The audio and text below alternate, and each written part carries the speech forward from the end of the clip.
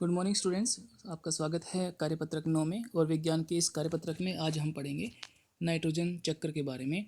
Nitrogen कहाँ मिलती है, किस तरह से हमारे एनवायरनमेंट में जितने जीव हैं उनके अंदर पहुंचती है, वो उनका क्या यूज होता है, क्या इस्तेमाल करते हैं, और वापस से वायुमंडल में कैसे जाती है, इन सब के बारे में आज हम पढ़ने वाले हैं। तो देखिए, सबसे पहले अगर हम बात करें नाइट्रोजन के बारे में, तो नाइट्रोजन वायुमंडल में कितनी परसेंट है? 78%। इस बच्चों ध्यान से पढ़ना कि 78% का मतलब ये होता है कि हमारे पूरे वायुमंडल में जितनी भी एयर है, मान लीजिए पूरा 100% है, इसका 78% के आसपास क्या है? नाइट्रोजन है। 21% ऑक्सीजन है। और इसके बाद में ये दोनों मिलाकर हो गए हमारे पास में 99% के आसपास।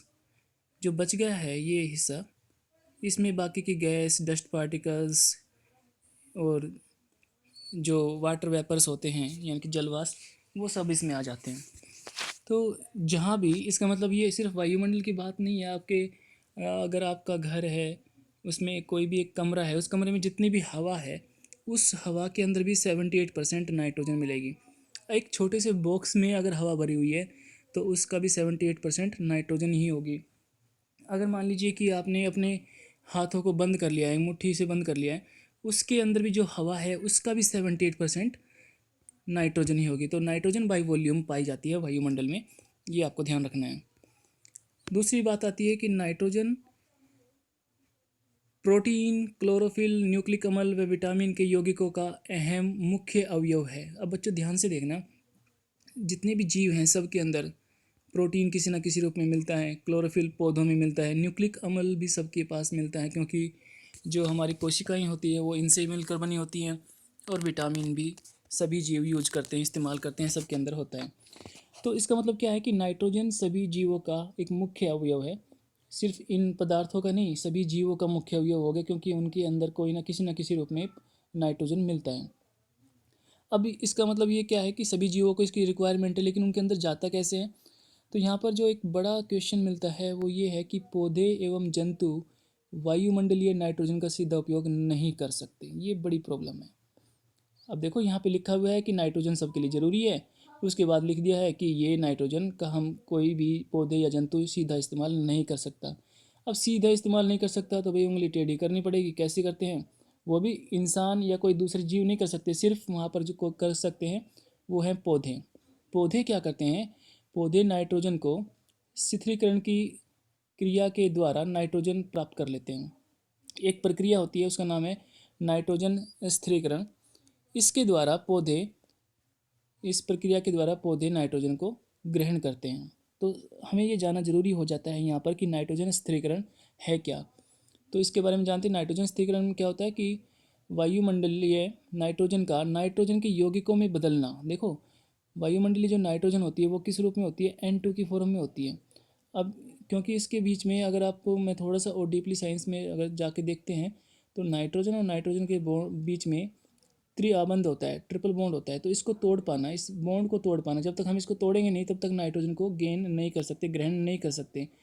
तो क्या करना होता है कि पहले हमें इस रूप को तोड़कर अलग करके इसके यौगिक बनाने होते हैं, जैसे कि NO2, N2O, N2O5। इस तरह से ये नाइट्रोजन के यौगिक हैं कुछ। अगर ये यौगिक बन जाते हैं तो पौधे इनको ले सकते हैं, दूसरे जीव फिर भी नहीं ले सकते हैं, सिर्फ पौधे। और इस प्रक्रिया को नाइट्रोजन का जो वायुमंडलीय नाइट्रोजन है, इसको इसके यौगिकों में बदलना, वो प्रक्रिया क्या कहलाती है? उसे हम बोलते हैं नाइट्रोजन स्थिरीकरण। आसानी से, अब क्या लिखा हुआ है कि वायुमंडलीय नाइट्रोजन का नाइट्रोजन के यौगिकों में बदलना जिन्हें पौधे आसानी से अवशोषित कर सके, इस क्रिया को नाइट्रोजन स्थिरीकरण कहते हैं। अब ये होता कैसे है? नाइट्रोजन स्थिरीकरण करता कौन है? इसमें भी कोई सहायक होगा तो उसमें लिखा हुआ है फलीदार पौधों के वर्ग के जड़ों की जड़ों में राइजोबियम नामक जीवाणु पाया जाता है जो नाइट्रोजन के स्थिरीकरण में सहायता करता है। तो एक तरीका तो हमारे पास में ये हो जाता है कि राइजोबियम का जो जीवाणु होता है फलीदार पौधों के वर्ग में मिलता है, ये नाइट्रोजन का स्थिरीकरण कर सकता है। स्थिरीकरण का मतलब बच्चों भूलना मत, नाइट्रोजन वायुमंडलीय नाइट्रोजन को उसके यौगिकों में बदलना नाइट्रोजन स्थिरीकरण कहलाता है। दूसरा जो तरीका है वो है कि कभी कभी बिजली के कड़कने पर भी नाइट्रोजन का स्थिरीकरण होता है। बिजली कड़कती है तो बहुत तेज़ ऊर्जा निकलती है, उसी के अंदर जो वायुमंडल की नाइट्रोजन N2 होती है वो अब उसके यौगिकों में टूट जाती है। तो इस तरह से नाइट्रोजन का स्थिरीकरण संभव है। तो अब हम देखते हैं, यहाँ पर एक चित्र है जिसके अंदर एक पौधा दिखाया गया है। उसके नीचे जड़ में जड़ें गांठेदार होती हैं, गांठें होती हैं उसमें, इनके अंदर जीवाणु होते हैं। इसको बड़ा करके दिखाया गया है। ये सारे राइजोबियम जीवाणु हैं जो कि वायुमंडलीय नाइट्रोजन का स्थिरीकरण करते हैं। तो आज हम नाइट्रोजन चक्र की सहायता से जानेंगे कि वायुमंडल में नाइट्रोजन की मात्रा कैसे स्थिर रहती है। बच्चों, हमेशा 78% कैसे रहती है? एक बड़ा क्वेश्चन आपके दिमाग में आ रहा होगा। हमने तो ये बता दिया कि हर जगह पर 78% नाइट्रोजन मिलेगी, लेकिन पौधे ले रहे हैं, जीव ले रहे हैं, मिट्टी में भी जा रही है, तो फिर भी 78% कैसे आ जाती है वापस? तो उसके बारे में आज हम पढ़ेंगे। इसी को हम चक्र बोलते हैं। कोई चीज़ जहाँ से शुरू होती है वहीं पर वापस आ जाए उसे नाइट्रोजन चक्र कहा जाता है। चक्र का मतलब आपको पता ही है, एक गोला। तो देखिए, मिट्टी में उपस्थित जीवाणु व नील हरे शैवाल वायुमंडल की नाइट्रोजन को नाइट्रोजन के यौगिक में बदल देते हैं। तो पहला स्टेप क्या है कि वायुमंडल की जो नाइट्रोजन यहाँ पर इस चित्र में दिखाया गया है, वायुमंडल की नाइट्रोजन को वायुमंडलीय नाइट्रोजन को जीवाणु या नील हरित शैवाल उसका स्थिरीकरण करते हैं और उसके बाद में उसके यौगिकों में बदलकर मिट्टी में भेज देते हैं। यह नाइट्रोजन यौगिक मिट्टी में चले जाते हैं। तो यहाँ पर क्या हुआ, मिट्टी में चले गए हैं। इसके बाद में पौधों की जड़ों द्वारा यह नाइट्रोजन यौगिक पौधों के अन्य भाग तक चले जाते हैं। अब क्या करेंगे, इसको पौधे ग्रहण करेंगे और यहाँ पर लिखा हुआ है पौधों द्वारा अवशोषण। यहाँ क्या लिखा हुआ है, पौधों द्वारा अवशोषण।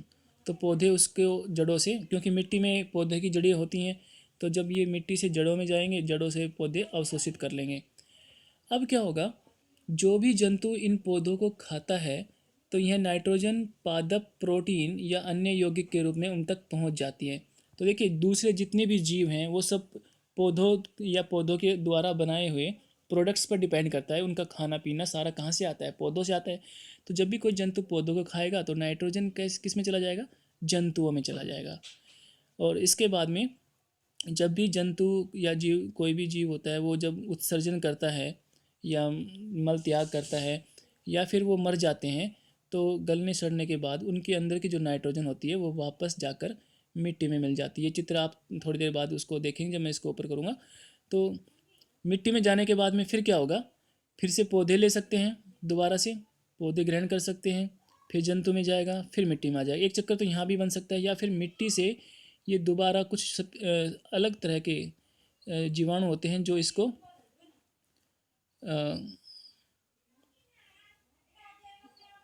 जो इसको दोबारा से वायुमंडल में भेज देते हैं। तो ये हम आगे पढ़ लेते हैं अभी इसके अंदर। देखो, अब चित्र आपको थोड़ा ध्यान से दिख रहा होगा। पौधों तथा जंतुओं की मृत्यु के बाद मिट्टी में उपस्थित जीवाणु और कवक इनके नाइट्रोजन अपशिष्ट को नाइट्रोजन यौगिक में बदल देते हैं। तो देखो, पौधों तथा जंतुओं की जब मृत्यु हो जाती है तो मिट्टी में उपस्थित जो जीवाणु होते हैं और यह कवक होते हैं, इनके नाइट्रोजन या अपशिष्ट नाइट्रोजन पदार्थों को वापस से नाइट्रोजन यौगिक में बदलकर मिट्टी में भेज देते हैं। तो मिट्टी में यहाँ से पौधों ने लिया, पौधों से जंतुओं में गया, जंतुओं से अपशिष्ट पदार्थ जो आए वो वापस से मिट्टी में चले जाते हैं। अब मिट्टी में जाने के बाद में दोबारा पौधे अवशोषित कर सकते हैं या फिर कुछ जीवाणुओं के द्वारा ये फिर से वायुमंडल में N2 की फॉर्म में जा सकती है। यहाँ पर तो कुछ विशेष जीवाणु नाइट्रोजन यौगिकों को नाइट्रोजन गैस में बदल देते हैं जो वायुमंडल में चली जाती है।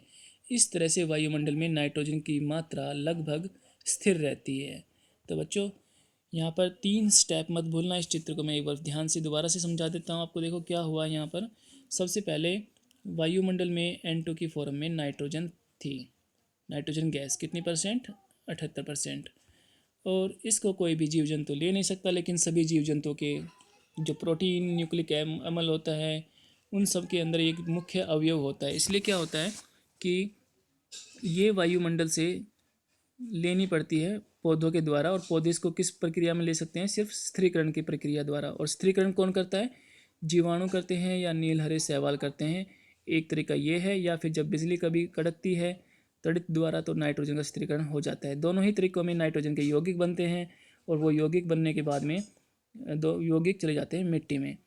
अब मिट्टी में जाने के बाद में पौधों का काम आसान हो जाता है, क्योंकि वो नाइट्रोजन को नहीं ले सकते, लेकिन नाइट्रोजन के यौगिक को अवशोषित कर सकते हैं जड़ों के द्वारा।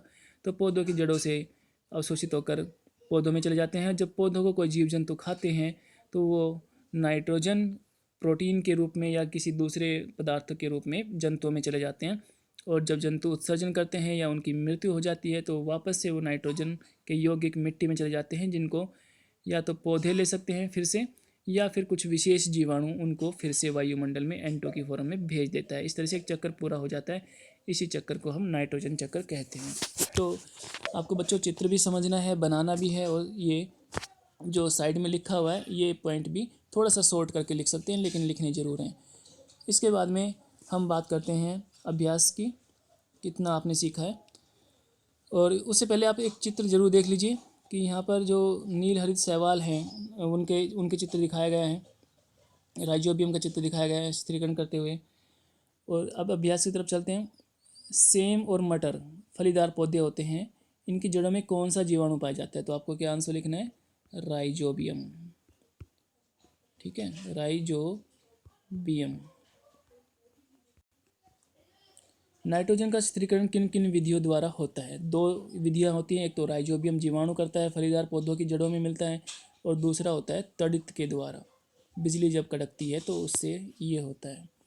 तीसरा प्रश्न है, सभी प्राणियों के लिए नाइट्रोजन क्यों आवश्यक है? सभी प्राणियों के लिए नाइट्रोजन इसलिए आवश्यक है क्योंकि नाइट्रोजन सभी प्राणियों के अंदर मिलने वाले प्रोटीन, क्लोरोफिल, सभी के अंदर क्लोरोफिल नहीं मिलता है, लेकिन पेड़ पौधों में न्यूक्लिक अम्ल व विटामिन के यौगिकों का अहम या मुख्य अवयव होता है, इसीलिए नाइट्रोजन जीवों के लिए जरूरी है। क्वेश्चन नंबर 4 है, वायुमंडल में नाइट्रोजन की मात्रा कैसे स्थिर रहती है? नाइट्रोजन चक्कर बनाकर स्पष्ट कीजिए। तो यहाँ पर इन्होंने बोल भी दिया कि आपको नाइट्रोजन चक्कर भी बनाना है और कैसे स्थिर रहती है ये भी बताना है। तो बच्चों सबसे पहले तो आप चित्र बना दीजिए, चित्र में लिखा हुआ है सब कुछ। अगर फिर भी आपको कुछ पॉइंट्स जो साइड में चाहिए तो उनको आप यहाँ से लिख सकते हो कि मिट्टी में उपस्थित जो नाइट्रोजन होते हैं, जो मिट्टी में उपस्थित जीवाणु या नीले हरे शैवाल होते हैं, वायुमंडल के नाइट्रोजन को नाइट्रोजन के यौगिक में बदल देता है। ये मिट्टी में चले जाता है नाइट्रोजन के यौगिक, वहाँ से पौधों के द्वारा ये अवशोषित कर ले जाते हैं, और जब भी कोई जंतु इनको खाता है तो ये नाइट्रोजन उन तक पहुँच जाती है। उनकी मृत्यु के बाद अपशिष्ट नाइट्रोजन या नाइट्रोजन यौगिक के रूप में यह फिर से मिट्टी में चली जाती है, जो पौधों द्वारा फिर से उपयोग कर लिए जाते हैं, या फिर कुछ विशेष जीवाणु इनको वायुमंडल में पहुंचा देते हैं। इस तरह से नाइट्रोजन चक्र पूरा हो जाता है। तो 5 पॉइंट यहाँ से लिख देना और एक चित्र बनाना। एक बड़ा क्वेश्चन आपके सामने आ जाएगा। इसमें अगर छोटे छोटे क्वेश्चन भी पूछते हैं तो भी आप जवाब दे सकते हो, या 5 नंबर के क्वेश्चन में आप इसका आंसर दे सकते हैं। तो बच्चों काफ़ी अच्छी वर्कशीट थी, नॉलेज बढ़ाने वाली वर्कशीट थी, आपको पता चला है नाइट्रोजन के बारे में। तो अब हम बात करते हैं एक जो समस्या चल रही है कि 2 गज की दूरी या शारीरिक 6 फीट की शारीरिक दूरी का पालन करें, जिससे कि आप कोविड-19 को बढ़ने से रोक सकते हैं। ये भी एक ज़रूरी भाग है।